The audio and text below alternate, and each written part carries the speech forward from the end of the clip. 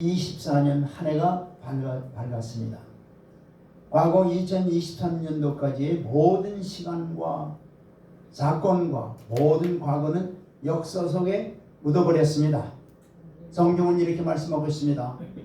이사야 43장 18절로 21절 말씀을 보겠습니다.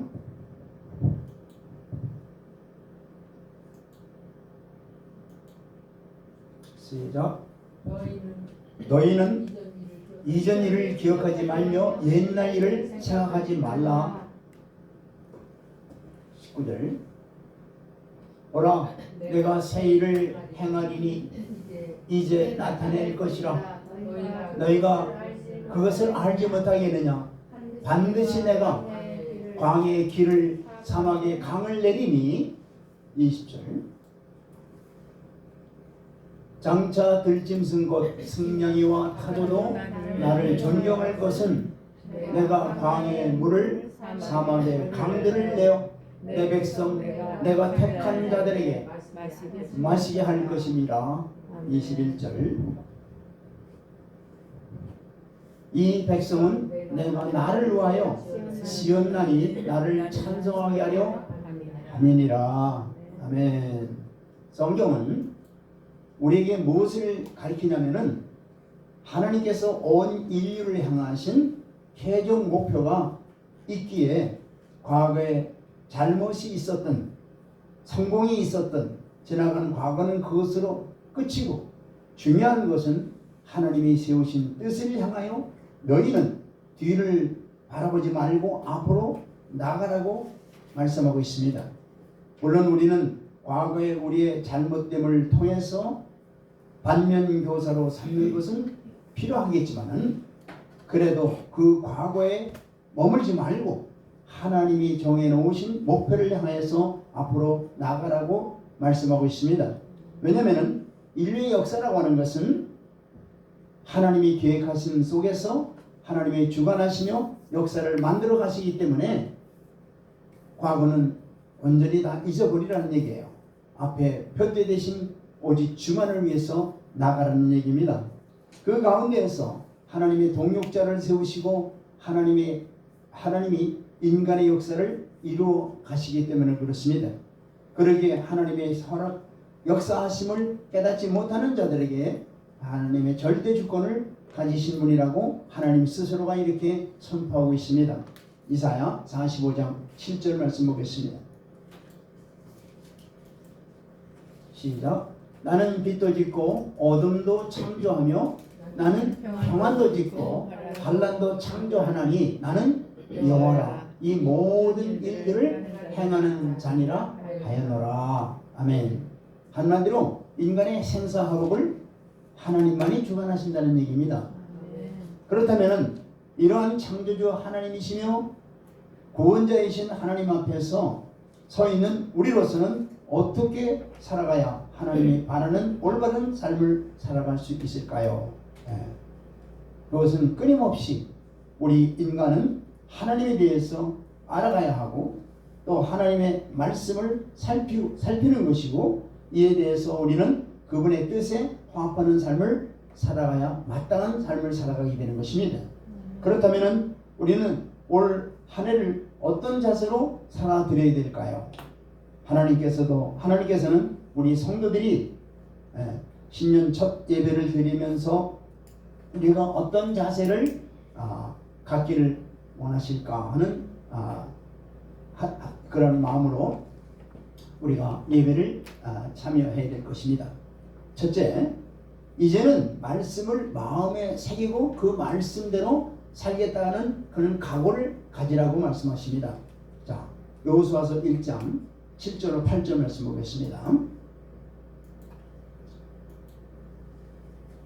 시작.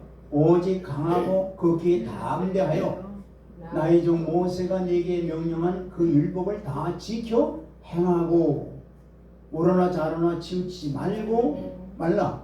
그리하면 어디로 가든지 형통하리라. 지금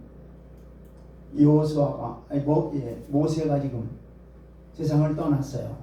그리고 뒤를 이을 여호수아가 이스라엘 백성들을 이제 가나안 땅으로 인도해야 되는데 그렇게 녹록하지 않죠.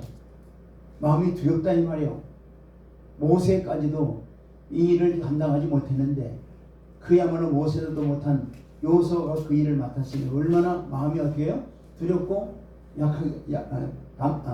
낙담하겠느냐 이게요. 그때 하나님이 주신 말씀이 이거예요. 너는 오직 강하고 극히 담대하여 나의 종 모세가 내게 명령한 그 율법을 다 지켜 행하라는 얘기예요. 자라는 오라 짓지 말고 그러면 어디로 가든지 형통하리라. 그러면서 8절 말씀. 시작. 이 율법식을 내 입에서 떠나지 말게 하며 주야로 그것을 묵상하여 그 안에 기록된 대로 다 지켜 행하라. 그리하면은 네 길이 평탄하게 될 것이며 네가 형통하리라. 아멘. 자, 본전의 말씀은 바로 만사 형통의 비결이 무엇인지를 말씀하고 있죠. 네, 바로 하나님의 말씀을 지키는 것이 만사 형통이라고 말씀하시는 거예요. 하나님께서 이스라엘을 이끌고 정복 전쟁을 수행할 여호수아에게 마음을 강하게 하고 담대히 하라. 그 명하신 후에 뭐라 그래요? 나가서 싸우라. 적을 대적하라고 하나는 명령을 하지 않았어요. 그럼 무슨 명령을 하셨어요? 가서 무조건 싸우라고 말씀하셨어요? 네? 나가서 대적들과 함께 그들을 싸워 무찌르라고 말씀하셨습니까? 그 말씀하기 전에 뭘 주시는 거예요? 오늘 하나님의 율법을 다 지켜 행하라고 명령하는 사실에 대해서 우리가 깊이 깨달아야 돼요. 이것은 하나님의 말씀이 우리의 힘이 되고 능력이 된다는 것을 말씀하시는 거예요. 무기가 능력이 되고 힘이 되는 게 아니라 뭐예요? 하나님의 말씀만이 세상을 이길 수 있는 힘이 되고 적을 이길 수 있는 힘과 능력이 된다는 말씀입니다. 아멘.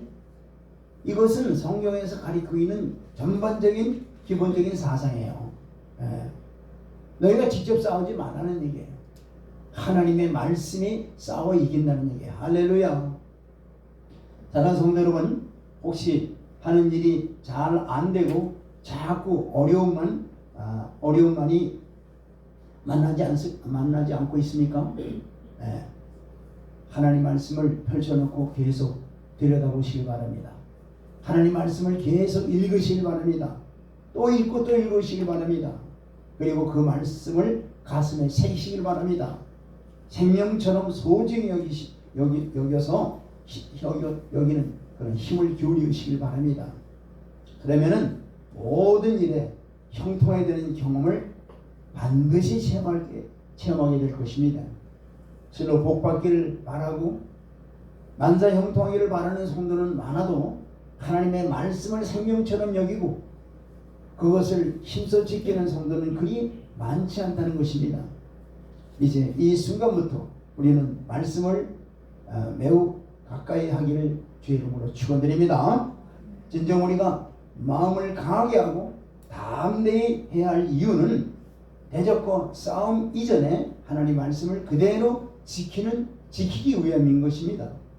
성도 여러분, 하나님께서는 민족의 위대한 지도자 모세를 잃고 가나안 정복이라고 하는 과업을 앞둔 상태에서 그저 두렵고 또 앞길이 막막한 여호수아에게 임하셔서 하시는 말씀이 뭐냐면 내가 너와 함께 하느니라 이 약속을 주셨어요. 이 약속은 바로 오늘 우리 모든 성도들에게 향하신 약속과 똑같은 거예요. 그러므로 여러분은 인생을 살다가 예수 그리스도의 군사로서 선한 싸움을 수행하다가 두렵고 또 앞길이 막막한 상황에 만나거든 오늘 우리를 향해 주시는 이 약속의 말씀을 굳건히 붙드시길 바랍니다. 그리고 마음을 강하고 담대하시길 바랍니다.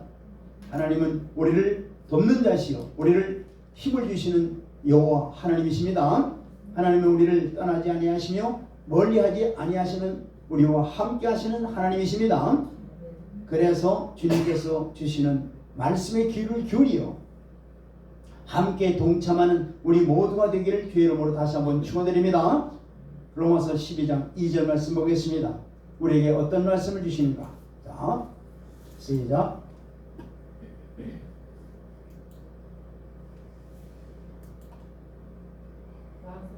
시작. 너희는 이 세대를 본받지 말고 오직 마음을 새롭게 함으로 변화를 받아 하나님의 선하시고 기뻐하시고 온전하신 뜻이 무엇인지 분별하도록 하라. 아멘. 오늘 우리 이 시대를 살아가는 신약시대의 성도들에게 주시는 말씀이에요. 아까는 구약시대에 주시는 말씀이지만 물론 구약시대에 주신 이스라엘 백성들에게만 주신 것이 아니라 오늘 모두에게 주시는 말씀이에요. 근데 신약시대에 특별히 주시는 말씀이 이 말씀이에요. 네. 이 세대를 본받지 말라는 거예요. 그리고 오직 마음을 새롭게 변화를 받아서 하나님의 선하시고 기뻐하시고 온전한 뜻이 무엇인지를 분별하라고 말씀하시는 거예요. 네. 여기서 마음을 새롭게 변화를 받는다는 것은 우리의 힘으로 우리가 변화를 받을 수 있다는 얘기예요. 변화를 받는다는 것은 뭐예요? 외부에서 뭔가 힘을 가해서 우리가 변화가 되는 것이죠. 그것이 바로 뭐냐? 성령의 능력으로 우리가 변화를 받아야 된다는 얘기예요. 아멘. 성령의 능력으로 우리가 옛사람이 변화를 받아 새롭게 변화를 받아 옛사람이 변화돼서 하나님을 영광을 올리는 그러한 모든 성도들이 되어야 될 것입니다. 오늘 이 순간에 예배를 드리는 모든 성도들 모두 성령 안에서 꼭 새롭게 되어지기를 주의 이름으로 축원드립니다. 우리의 마음이 날로 성령 안에서 새로워지게 되는 거예요. 그래서 하나님이 정말 기뻐하시는 것이 무엇인가를 찾아서 그 뜻에 온전히 순종하는 우리 모두가 되어야 될 줄 믿습니다. 두 번째는 뜨겁게 앞으로 전진해 나가는 거예요. 자, 사도행전 5장 42절 보겠습니다. 뜨겁게 앞으로 전진해 나가라는 거예요. 뜨겁게 앞에 표대 대신 예수 그리스도를 향해서 나가라는 얘기예요. 자, 시작. 사도행전 5장 42절입니다. 시작. 저희가 날마다 성전에 있든지 집에 있든지 예수는 그리스도라 가르치기와 전도하기를 쉬지 아니하니라. 아멘. 또 우리 성도들은 성령 안에서 불타는 마음으로 뜨겁게 소망찬 삶을 살아가야 될 것입니다. 그러한 자세는 교회 봉사하는 데에서도 그렇고 사업하는 모든 일에서도 그렇고 학생들이 공부하는 모든 면에서도 그렇고 어느 분야에서나 꼭 필요한 게 뭐냐? 적극적인 자세로 나가는 것이 어느 분야에서도 다 필요하고 게을르지 말고 적극적인 자세로 주의 일에 힘쓰는 그런 모든 자들이 되어야 될 줄 믿습니다.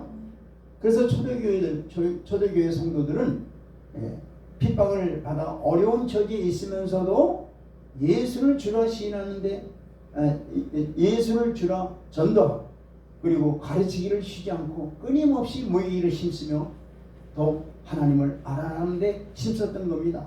그렇기 때문에 초대교회가 그렇게 크게 성장할 수 있었던 것이 바로 원인이 거기에 있던 거예요.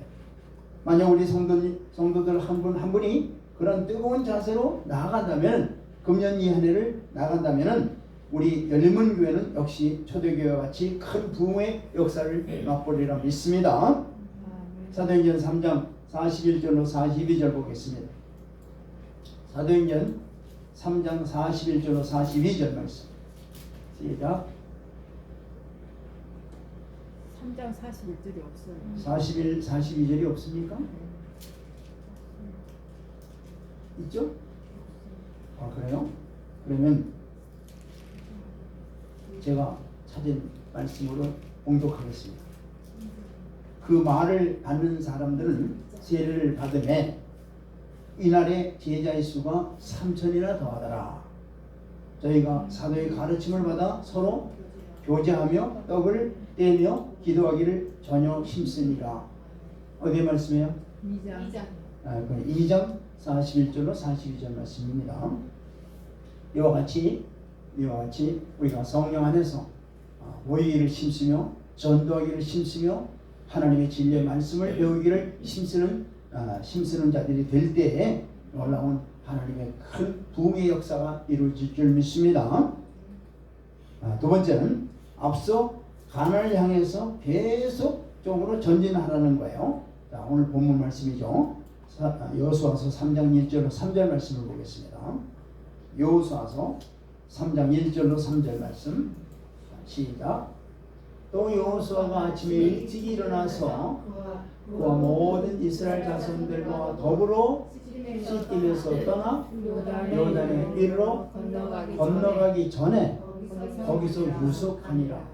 지금 40년의 광야 생활을 마치고 이제 드디어 가나안 땅에 들어가는 이제 그 준비 작업을 지금 하고 있죠. 요단가에 이제 일찍이 일어나 가지고 여호수아가 그 이스라엘 지도자들에게 명령하면서 요단가에 잠깐 유숙하라 이렇게 명령하십니다. 2절 사흘 후에 관리들이 진중에 두루 다니며, 그러니까 사흘 후, 그러니까 모이고 이제 사흘 후에 진중에 다니면서 무슨 말을 하느냐? 3절 보세요. 백성에게 명령하여 이르되 너희는 레위 사람 제사장들이 너희 하나님 여호와의 언약궤 매는 것을 보거든 너희가 있는 곳을 떠나 그 뒤를 따르라.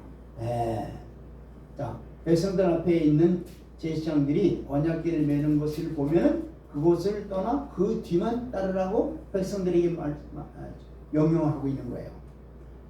자, 지나온 광야 40년 생활을 바라보지도 말고 가나안을 향하여 앞으로 전진하라는 거예요.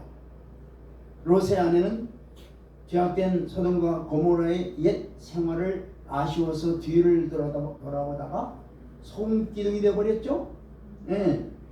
우리는 이 롯의 아내처럼 죄악의 과거를 그리워할 것이 아니라 깨끗이 청산해야 될 것입니다.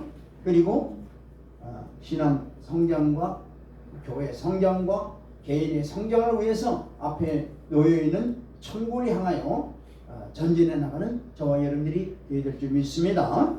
아멘. 8절 보세요. 시작. 너는 언약궤를 맨 제사장에게 명령하여 이르기를 너희가 요단 물가에 이르거든 요단에 들어서라 하라. 자, 앞에 있는 제사장의 뒤를 따르다가 언약궤를 맨 제사장들의 발이 요단강에 닿는 것을 보거든 너희도 그 뒤를 따라 건너가라 명령하시죠.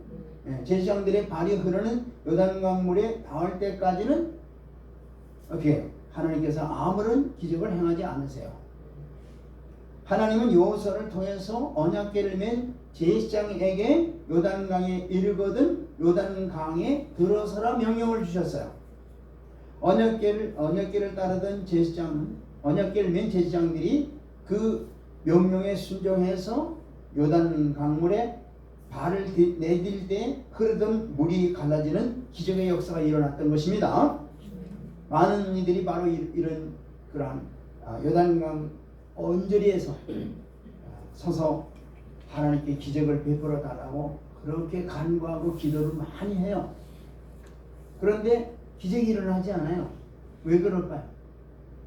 왜 그럴까요? 그건 바로 하나님께서 그 말씀하신 대로 끝까지 의지하고 순종하는 자에게만 하나님의 약속한 능력의 말씀이 이루어진다는 얘기예요. 아멘.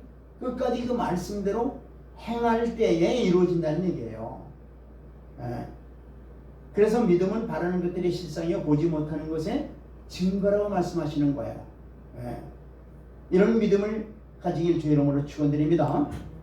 그 약속의 말씀을 우리가 믿잖아요. 그러면 그 약속의 말씀이 믿은 대로 그대로 이루어지는 거예요. 믿는다는 게 뭡니까? 그 말씀대로 어떻게 해요? 그 문을 내리는 거죠.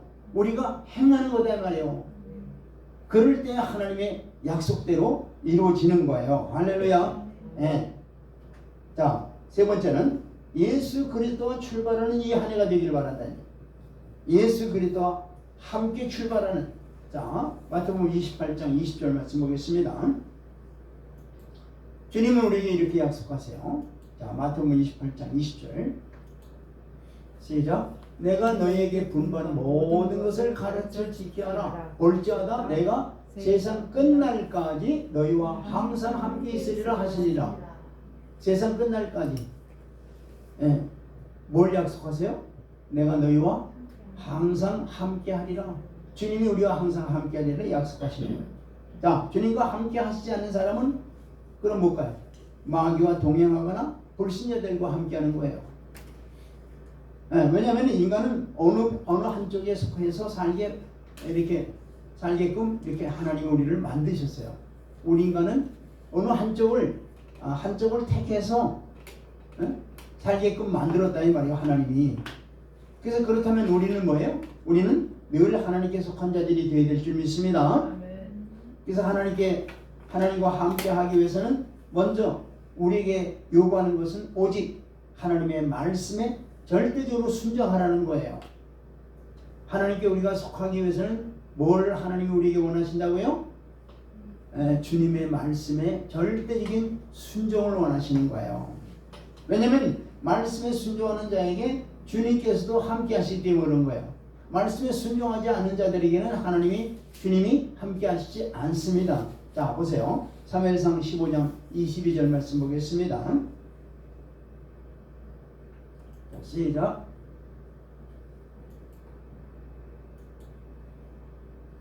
시작.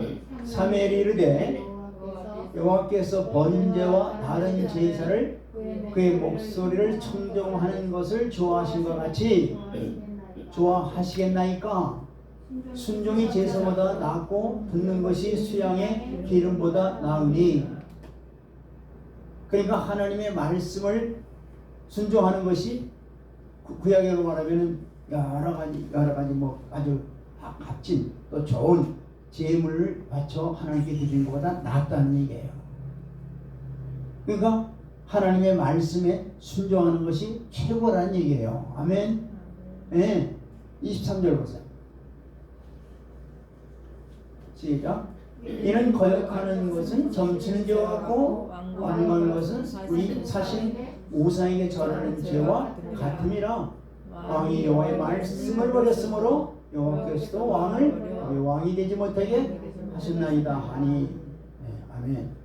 그러므로 우리 성도들은 죄에 대해서는 죽고 주님께 대해서는 산죄로 여기며 믿음으로 살아드려야 될 줄 믿습니다. 성도들에게 있어서 제사보다 순종이 낫다는 것을 꼭 우리가 기억해야 돼요. 이렇게 주님의 말씀에 순종하면은 예수님께서도 우리와 함께 하십니다. 네. 그리고 놀라운 하나님의 역사를 우리의 삶 속에 나타내 보여주시는 거예요. 만약 만약 우리 결심을 우리 성도들이 하게 된다면은 주님께서 새해를 함께 출발하실 것이라고, 또 놀라운 역사가 1년 내내 이루어질 것이라고 약속하고 계시는 거예요. 새해를 맞는 우리 성도들은 예수님과 늘 함께 하기를 주의 이름으로 축원드립니다. 매일매일 주님과 함께 하시길 바랍니다. 그래서 천국을 향하여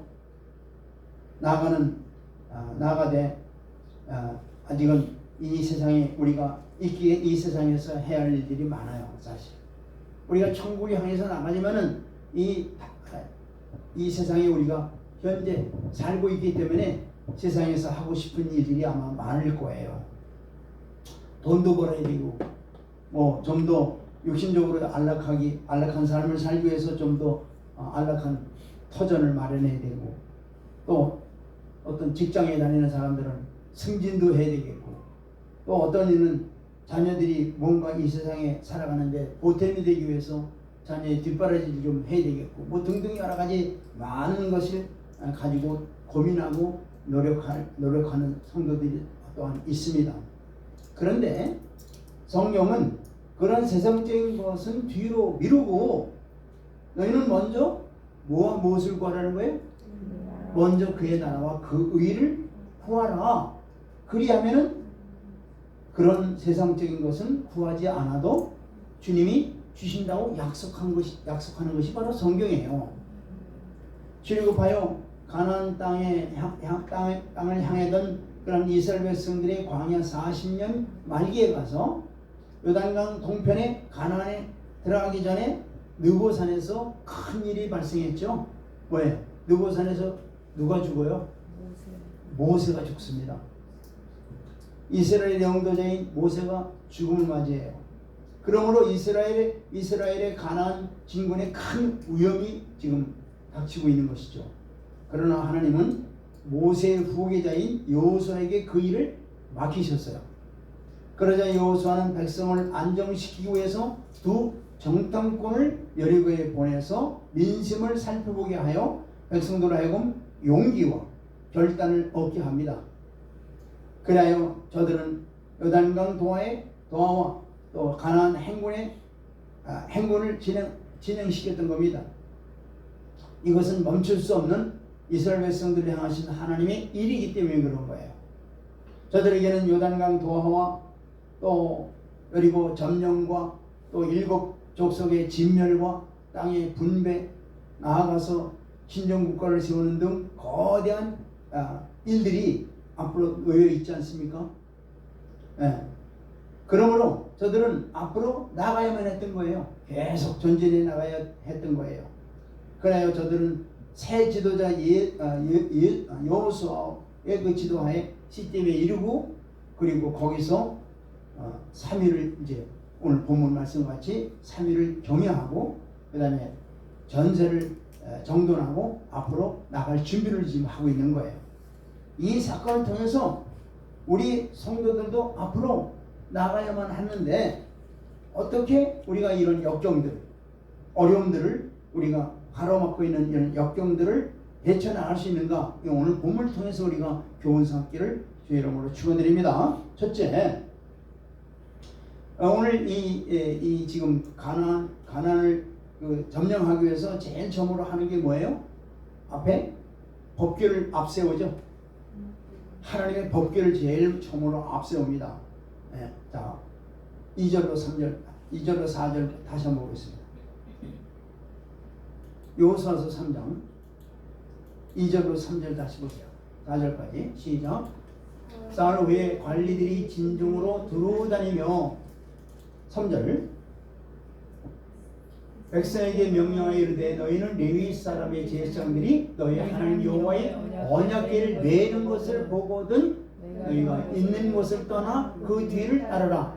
예, 제일 중요한 건 이거죠. 언약궤를 맨 제사장들을 보거든 이거예요. 맨 앞에 언약궤가 간다는 얘기예요. 그 다음에 4절 시작. 그러나 너희와 그 사이의 거리가 2000 규빗을 되게 하고 그것에 가까이 하지는 말라. 그리하면 너희가 행할 길을 알리니 너희가 이전에 이 길을 지나보지 못하였음이니라 하리라. 아멘. 자, 이제 가나안을 향해서 진군해 나갈 때에 제일 먼저 하나님의 궤가 선대서도록 하고 백성들은 그 뒤를 따르게 하였으니 여기에는 숨겨진 바로 하나님의 큰 진리가 숨겨 있다는 얘기예요. 자, 이 법궤는 하나님의 임재를 상징하죠. 이 법궤는 바로 예수 그리스도를 의미하는 거예요. 이 법궤는 모세가 시내산에서 하나님으로부터 직접 받은 후에 뭐예요? 받은 그 두 돌판이 거기 들어있죠. 그리고 또 뭐에 들어있어요? 만나를 담은 항아리가 들어있고 또 아론의 쌍난 지팡이가 그 안에 들어가 있죠. 이 법궤 안에. 그러나 여기서 가장 초점이 되는 것은 법궤를 앞세우라는 거예요. 바로 가장 중요한 영적 교훈이 뭐냐? 첫째는 하나님의 말씀을 바로 어떻게 해요? 하나님의 말씀을 먹으라는 얘기예요. 말씀을 지키라는 얘기예요. 이게 바로 법궤의 지금 법궤를 통해서 우리에게 가르쳐주는 교훈이에요. 그 법궤 속에 두 돌판에 하나님의 언약의 말씀이 들어있지 않습니까? 바로 이스라엘은 애굽에서 떠나려고 하시던 하나님의 신실하신 언약을 굳게 잡고 있는 거예요. 지금 이들이 또 여러 가지 역사를 통해서 언약에 신실하신 하나님의 말씀을 그들이 지금 굳게 잡고 있는 거예요. 요단 강을 이제 도하기 위해서 지금 여호수아가 진두지휘를 하고 있는 겁니다. 지금 자, 하나님께서는 여기서 진두지휘하는데 그리하면 너희 행할 길을 보이리라. 너희가 이 길을 지난해는 지나보지도 않았다. 그렇지 않습니까? 지난달 40년 동안 아무리 이들이 광야를 갔다가 보세요. 광야를 뱅뱅 40년 동안 돌았지만 이 광야를 40년 동안 돌았지만 지금 여기 여기서 여기까지 지금 가는데 이 길이 한 번도 너희들이 한 번도 경험하지 못했고 뒤져보지도 못한 이 길이다 이게요. 근데 이 길을 누가 지금 인도한다는 거예요? 언약궤가 인도한다는 거예요. 하나님의 말씀이 인도한다는 얘기예요. 우리 인생길도 마찬가지예요. 우리 인생길도 앞으로 그야말로 한치 앞을 내다보지 못하는 우리 인생이에요. 우리 인생길 앞에 한 번도 경험하지 못하고 가보지 못한 이 길을 누가 인도한다는 얘기예요? 하나님의 말씀이 우리를 인도한다는 얘기예요. 그걸 지금 법궤를 통해서 지금 우리에게 가르쳐 주는 거예요. 그러니까 하나님의 말씀만을 바로 우리의 인생의 길잡이가 된다는 얘기입니다. 아브라함도 그 말씀을 쫓아갔죠. 바울도 에베소 교인들에게 뭘 부탁하죠? 밀레도에서 하나님의 말씀으로 그들을 부탁하잖아요. 말씀에게 부탁하잖아요. 장로들에게 부탁한 게 아니에요. 하나님의 말씀에 그들을 부탁하는 거예요. 즉 말씀 따라가는 것이 곧 앞으로 나가는 길입니다. 천국 가는 길이다 이 말이에요. 말씀이신 예수 그리스도를 따라가는 것이 바로 천국 가는 길이다 이 말이에요. 인생길은 바로 빛 대신 생명의 말씀이 등불이 될 때에 바로 갈 수 있게 되고 하나님이 원하시는 곳으로 도달할 줄 믿습니다. 두 번째는 뭐냐? 양식을 상징하는 거예요. 양식. 영의 양식. 어깨 속에 뭐가 들었다 그랬죠? 만나를 당한 항아리가 들어있다 그랬잖아요.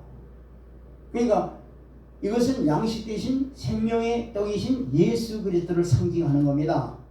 그렇다면 법궤를 앞세우라는 말씀은 저들이 광야 40년 동안의 광야에서 수고나 길쌈도 하지 않고 먹고 마시고 입을 수 있었다는 게 뭐예요? 하나님의 공급하심이죠. 아멘. 네. 하나님이 저들을 책임져 주셨기 때문에 그들이 40년 동안 발도 부르트지 않고 목마르지도 않고 다 그들이 건재할 수 있었던 거예요. 하늘에서 만나를 주셨고 반석에서 물을 내어 마시게 하시며 동풍으로 외출하기를 벌로 모아서 이스라엘에 쏟아지게 하셨던 그분 바로 여호와 하나님을 기억하고 그분을 앞세우고 앞으로 전진하라는 거예요. 그분이 주시는 생명의 말씀을 또한 먹고 순종하라는 거예요. 그러면은 어떻게 해요? 영의 양식인 생명의 양식으로 말미암아 배불리 먹으며 힘을 얻으며 전진해 나갈 수 있다는 얘기입니다. 이것이 저들이 앞으로 나갈 방법이라는 얘기예요. 이스라엘은 종종 우리가 목마르다, 먹을 것이 없다, 또 애굽의 가마솥 곁에 있었다면 우리가 먹을 것이 파, 부추, 마늘 등등을 얼마나 양념 맛있게 먹을 수 있었느냐 하면서 한탄하고 막 그랬지 않습니까? 그러므로 주님도 마태복음 6장에 무엇을 먹을까, 무엇을 마실까, 무엇을 입을까 염려하지 말고 너희는 먼저 그의 나라와 그 의를 구하라고 말씀하시는 거예요. 우리는 신앙이 향상되고 우리의 하는 일에 새로운 창조주의고 또 기적적인 일이 일어나려면 뭘 해야 되는 거예요? 생명의 떡이신 예수 그리스도를 구해야 되는 거예요. 그의 의를 먼저 구해야 되는 거예요. 또한 먼저 그의 앞에서 세워나가 하나님의 뜻을 이루어 순종해 나가는 삶을 살아갈 때에 광야의 메마른 광야 땅을 이 세상을 넉넉히 승리하며 살아가리라 믿습니다. 그 다음에 세 번째는 뭐냐면 부활이요 생명이신 예수 그리스도를 상징하는 거예요. 이 언약궤라는 게. 자, 법궤 속에 뭐가 있다 그랬죠? 아론의 쌍난 지팡이가 놓여 있다 그랬죠? 그 아론의 쌍난 지팡이는 곧 뭘 상징하느냐면 바로 부활이요 생명이신 예수 그리스도를 상징하는 겁니다. 그렇다면 이 법궤를 앞세우는 것은 바로 이 부활이요 생명이신 예수 그리스도를 앞세우고 따라가는 것만이 앞으로 나아갈 수 있는 방법을 우리에게 가르쳐 주는 거예요. 이 법궤는 바로 성육신하신 예수 그리스도이시며 자기 살을 찢어서 우리에게 주신 생명의 떡이신 예수 그리스도이시며 바로 부활이시고 생명이신 예수 그리스도를 말씀하는 거예요. 그렇다면 우리가 앞으로 나아가려면 반드시 하나님의 말씀이시오 생명의 떡이시오 부활이시오 생명이신 예수 그리스도 앞에서 예수 그리스도를 앞세우고 그만 따라서 그 명령에만 복종에 따라 나갈 때 하나님이 원하시는 곳으로 넉넉히 우리가 들어가리라 믿습니다. 자, 그런데 더 중요한 것이 하나 있어요. 스스로 성결하게 하라고 그랬죠. 자, 5절 말씀 볼까요? 5절 말씀 시작. 여호수아가 또 백성에 이르되 너희는 자신을 성결하게 하라. 여호와께서 내일 너희 가운데 기이한 일을 행하시리라. 뭘 우리에게 원하시는 거예요? 성결하게 하라는 거예요. 성결하게 하라. 이는 내일 여호와께서 너희에게 기사를 행하기 위함이라. 즉 성결해야만 하나님이 일을 하신다는 얘기예요. 이 법궤를 앞세우고 전진하는 성결 운동은 바로 하나님을 맞이하기 위한 그런 전진이요 그런 승리이기 때문에 그렇습니다. 그러므로 이 성결은 지금 이 순간에 가장 중요하게 요긴하게 우리에게 요청하는 거예요. 그거는 지금 우리 모두에게도 마찬가지예요. 우리 천국을 바라보고 나가는 우리 모두에게도 다 뭐예요? 성결해야 된다는 얘기예요. 먼저. 이 성결은 저들에게 있어서 요단강 동화에 전진하기에 앞서서 또 정복하기에 앞서서 또 승리하기에 앞서서 기업을 분배받기 앞서서 전부 다 뭘 요구하는 거예요? 성결을 요구하는 거예요. 하나님은 이스라엘이 출애굽할 때도 먼저 뭘 요구하는지 아십니까? 이스라엘 백성들이 출애굽할 때 그들에게 뭘 요구하냐면은 사실은 성결을 요구한 거예요. 그렇기 때문에 왜 6월절에 너희는 7일 동안 뭐를 먹으라 그랬어요? 무교병을 먹으라는 게 바로 그거 얘기하는 거예요. 또 그들이 율법을 받을 때에도 시내산에서도 율법을 하나님께서 주실 때에도 그들에게 먼저 율법을 받기 전에 뭘 요구하셨어요? 네? 성결을 요구하신 거예요, 사실. 또 그들이 광야에서 메추라기를 달라고 했을 때 메추라기 그냥 내려주신지 아십니까? 그렇잖아요. 출애굽기 16장을 잘 읽어보세요. 그들에게 메추라기를 주시기 전에도 뭐예요? 성결을 요구하셨어요. 성결. 예. 또 이스라엘 백성들이 위기를 당할 때도 뭘 요구하세요? 전부 성결을 요구하셨어요. 또 지도자 여호수아를 세울 때도 성결을 요구하셨어요.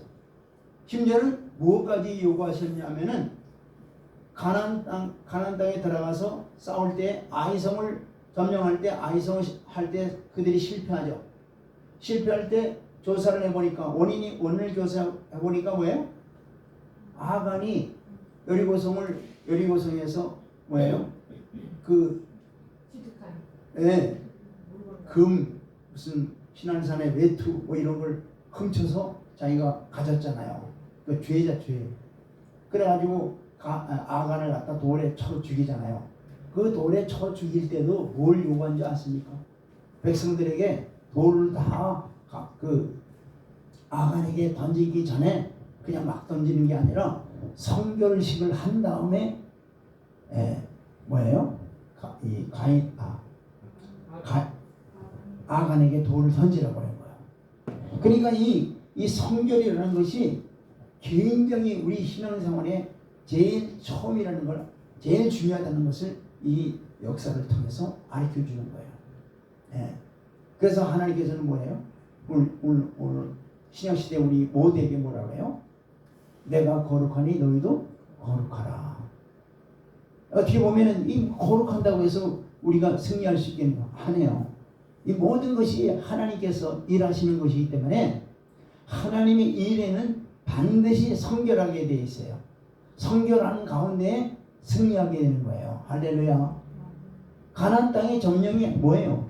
가나안 땅의 점령이 뭐예요? 이게 지금 가나안 땅의 7 족속을 섬멸하는 이유가 뭐예요? 이들이 죄 때문에 그렇잖아요. 이들이 죄 때문에 사실은 가나안 땅의 7 족속들을 다 섬멸시키는 거지. 이들이 죄가 없다면 뭐 때문에 이들을 갖다 섬멸시킵니까? 그렇다면 이게 뭐냐? 이 하나님의 일이라는 것은 전부 다 뭐냐면 이 죄악을 다 어떻게 돼요? 말끔히 씻겨버리는 거예요. 이게 바로 하나님의 일이에요. 그렇다면 우리가 하나님의 일에 쓰임받는 우리는 뭐해야 돼요? 우리가 어떻게 돼요? 성결해야 된다는 얘기예요. 그러니까 이것을 우리가 잊지 말아야 돼요. 우리 신앙생활이 절대적으로 성결해야 된다는 거예요. 자, 그리고 마지막으로 그러면 이제 성결하고 이제 그 다음에 그들이 이제 언약궤를 밟잖아요. 언약궤를 메고 이제 실제로 어디에요? 요단강을 밟잖아요. 밟을 때 놀라운 기적의 역사 일어나죠. 그죠? 기적의 역사 일어나가지고 마른 땅 걷듯이 이제 그들이 들어가게 되죠. 그러니까 여기 또 뭐예요? 하나님의 약속한 말씀대로 그들이 어떻게 돼요? 요단강물을 밟으니까 또 약속대로 어떻게 돼요? 뒤를 따라가니까 기적의 역사가 일어나는 것이잖아요. 그러니까 하나님의 일이라는 것은 모두 다 이거예요. 하나님의 살아계신 말씀을 철저하게 순종하라는 얘기예요. 그럴 때 하나님께서 놀라운 기적의 역사를 이루시고 하나님의 구원 역사를 이루어 가신다는 얘기예요. 아멘. 마지막으로 그런데 여기서 중요한 것을 우리가 알아야 돼요. 하나님의 약속의 말씀을 우리가 믿어 순종해서 이제 요단강이 갈라서서 이제 들어갔어요. 들어가는데 또 하나의 걸림돌이 있다는 얘기예요. 그 걸림돌이 뭐냐? 마지막 때의 걸림돌이 뭐냐면은 마태복음 25장에 보면 주님이 재림하실 때 10처녀가 있었죠. 10처녀인데 5처녀는 슬기롭고 5처녀는 미련한 처녀들이죠. 슬기로운 처녀들은 뭐 때문에 슬기로웠어요? 기름. 네? 네, 그렇죠. 등과 기름을 준비했다고 했어요. 그러나 미련한 처녀들은 등만 있고 기름이 없어. 이 기름이 없기 때문에 뭐라 그러냐면은 신랑이로다 우선 이제 다 잠자는 건 다 마찬가지예요. 만세 주말에 모든 성도들이 사실은 잠자는 건 다 동일한 거예요. 사실은요. 피곤하면 졸릴 수밖에 없죠. 잠자는 건 다 마찬가지예요. 그런데 중요한 거는 신랑이로다 일어나라 깨어라 이럴 때 다 깨어나는 것도 마찬가지예요. 근데 막상 깨어나다 보니까 뭐가 없어요? 등에 기름이 없다는 거예요. 이게 중요한 거예요. 기름이 없어서 기름이 있는 자에게 좀 빌려달라고 그러니까 기름이 있는 자들은 내 거 쓸 것도 보질 않는데 시장에 가서 사라. 그리고서 그들은 어떻게 돼요? 빌려줬어요? 안 빌려줬어요? 안 빌려주고 어디로 갔어요? 들어갔어요. 어디로 갔어요? 그 들어가는 데가 어디예요? 천국 잔치라는데 지금 거기에 들어가고 그러면 이들이 지금 기름을 준비하지 못한 자들은 지금 살아가는 거죠. 기름 파는 자는 누굴까요? 기름 파는 자가 있을 거 아니에요. 기름을 파는 자는 누굴까요? 그게 바로 성령님이 하시는 거예요.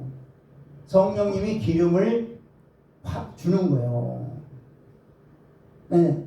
그렇다면 그 성령이 파는 내용이 뭘까? 내용이 있어야 될 거 아니에요. 실제로 그 기름이 뭘까? 그러면 그 기름이 바로 근데 이들이 갔다가 기름을 샀을까요? 못 샀을까요? 기름 못 산 거예요. 왜냐? 기름 못 사고 와가지고 그냥 문만 열어달라는 거예요. 제발 문 좀 열어달라 했을 때 그 안에 있는 주님이 뭐라고 말씀하세요? 문을 열어줘요? 안 열어줘요? 뭐라고 말씀하시면서 안 열어줘요? 내가 너를 모른다 그랬어요. 내가 너를 모른다. 지금 마찬가지예요. 우리가 지금 주님을 안다고 하지만은 정말 아는가 모르는가는 주님이 알고 계세요. 여러분들이 유명한 어떤 무슨 배우라든가 뭐 대통령을 우리가 얘기할 때 내 저 대통령 알아. 또 내 저 유명한 배우를 안다. 말은 그렇게 하죠. 그렇지만은 그 배우나 그 유명한 배우나 또는 대통령이 우리를 볼 때 그 말하는 사람을 볼 때 진짜 알까요? 모르지. 똑같은 거예요. 우리도 주님을 안다고 믿고 알고 있지만은 믿고 신앙생활하고 있지만은 사실은 오늘 지금 마태복음 25장에서 주님이 내가 너를 모른다고 하는 그 말을 하시는 것은 뭐냐면은 실제로 그 말을 하고 있는 내가 주님을 믿습니다. 내가 주님을 사랑합니다. 그런데 실제로는 모른다는 것과 똑같은 거예요. 안 만나봤다는 얘기예요. 저 여러분들이 말세지물로 살아가는 하나님의 자녀들이 이런 사람들이 태반이라는 말이에요. 태반. 잘 들으셔야 돼요. 그럼 왜 그러면 실제로 안다 모른다는 게 뭘까? 안다 모른다는 게 바로 이거예요. 한마디로. 이거예요. 바로. 우리가 주님을 안다 모른다는 것은 주님의 십자가를 말하는 거예요. 주님의 십자가가 정말 나의 죄 때문에 주님이 십자가를 지신 것을 내가 실제로 체험하는가? 내가 죄인인데 이 죄인인데 주님이 십자가를 지실 때 내가 함께 정말로 십자가를 나와 함께 졌는가? 이거를 갖다가 완전히 체험하는 자, 이걸 완전히 인식하는 자, 깨닫는 자, 이게 바로 주님을 아는 자예요. 이런 자가 바로 뭐냐면 주님과 동행하는 자예요. 이런 자가 바로 주님과 함께하는 자예요. 할렐루야. 그냥 말로만 내가 주님의 십자가로 인해서 내가 죄의 사함을 받았다. 그리고서는 하는 행위는 전부 다 전혀 그 주님의 하신 일과에 동떨어진 일들을 하고 행하는 말만 하고 이거는 전혀 주님을 모르는 자와 같은 것이요. 주님이 내가 너를 도무지 모르겠다는 말과 같은 거예요. 그렇다면 마지막 관문이 뭘까? 주님 오시기 심히 가까운 이때에 주님의 천국에 대한 들림받는 조건이 딱 한 가지가 바로 뭐냐면 이거예요. 바로. 주님과 내가 진정으로 동행하고 있는가? 주님 안에 내가 있는가? 주님이 내 안에 있는가? 이것은 바로 주님과 연합해서 나의 모든 죄와 허물을 십자가에서 완전히 사함을 받고 주님이 십자가에 지실 때 내가 함께 나의 옛사람이 죽은 것을 고백하며 그래서 이제부터 주님과 내가 동행하는 삶, 주님과 늘 동행하는 삶을 살아가는 삶, 이것을 고백하는 삶, 그런 삶을 살 때에 주님이 내가 너를 아노라 하면서 문을 열어주시는 거예요. 할렐루야. 그래서 맨 마지막 말씀에 바로 요한복음 15장 5절의 이 말씀입니다. 바로 우리가 많이 들은 말씀이에요. 그런데 과연 이 진정한 의미가 바로 뭐냐면 무슨 말씀입니까? 다시 시작. 나는 포도나무요 너희는 가지라. 그가 내 안에 내가 그 안에 거하면 사람이 열매를 많이 맺나니 나를 떠나서는 너희가 아무것도 할 수 없습니다. 우리가 주님을 믿고 안다는 게 바로 이거예요. 아멘. 우리가 주님 안에, 주님이 내 안에, 주님의 십자가가 내 십자가, 주님의 부활이 내 부활, 이것을 연합한 신앙생활, 그리고 늘 동행하는 신앙생활, 이것이 바로 이런 신앙생활을 할 때 주님이 오실 때 우리가 온전히 들림받고 주님이 통치하시는 그날에 영원히 주님과 함께하며 왕노하리라 믿습니다. 그런 신앙생활을 내가 지금 하고 있는가? 안 하고 있는가? 정말 내가 주님을 믿고 주님을 안다고 하는 게 과연 무엇일까? 이것을 깊이 생각하며 내가 주님과 동행하는 신앙생활을 해야 되겠다는 것을 다짐하며 결심하는 그 금년 이 한 해가 되기를 주의 이름으로 축원드립니다. 그래서 다 주님 오실 때 다 들림받고 주님의 통치하시는 그날에 왕노릇하는 모든 하나님의 사랑하는 자녀들이 되길 주의 이름으로 축원드립니다.